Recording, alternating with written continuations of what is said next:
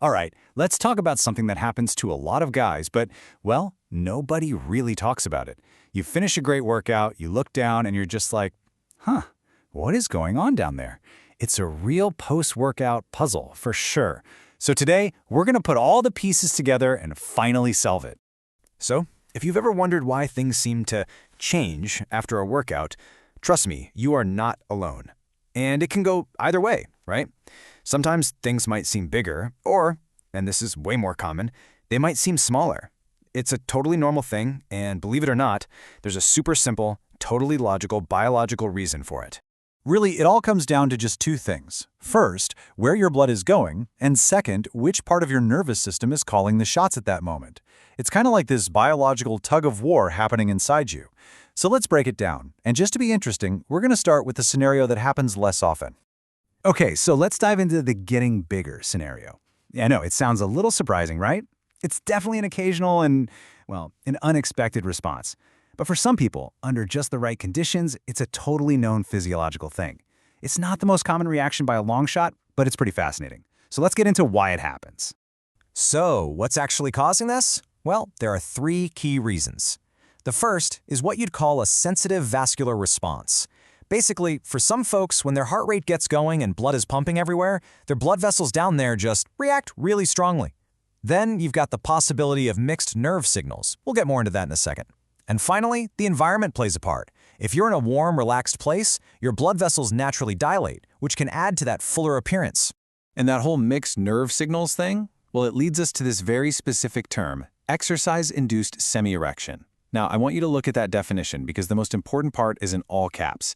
This has nothing to do with being turned on. Zero. It's purely a temporary nerve reflex.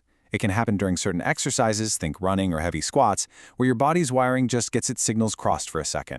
That's literally all it is. All right, let's flip to the other side of the coin. Now we're talking about the getting smaller scenario, which, let's be honest, is what most people experience.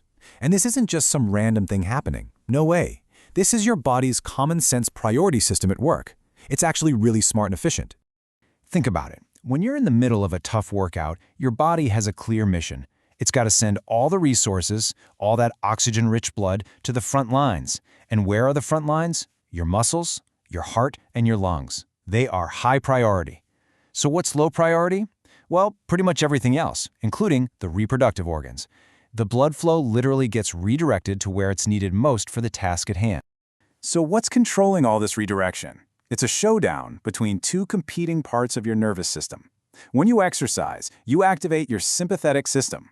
Think of this as battle mode. It's your fight or flight response.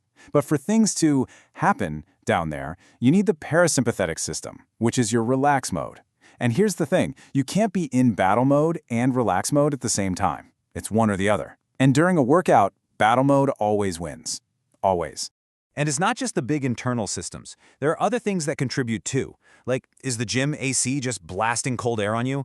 Cold is a big factor. Or maybe you're wearing really tight compression gear. That pressure adds to it. Even just being super focused or stressed during a tough set can trigger this kind of protective retraction. It's a deep, ancient instinct your body has to just kind of pull things in and keep them safe. So we've looked at the bigger scenario and the smaller scenario. What's the final verdict? What does all of this actually mean for you? Let's tie it all together. Okay, if you take away only one thing from all of this, please let it be this. Whether things get bigger or smaller after a workout, it has absolutely, positively zero to do with your sexual ability or your overall health. It's just a temporary thing, a snapshot of what your body is doing in that moment. Nothing more, nothing less. So let's recap the key takeaways. First, this is all just a result of blood distribution. Second, it's a temporary nerve reflex. And here's a big one. The same person can experience both of these things. It just depends on the day, the workout, the room temperature, you name it.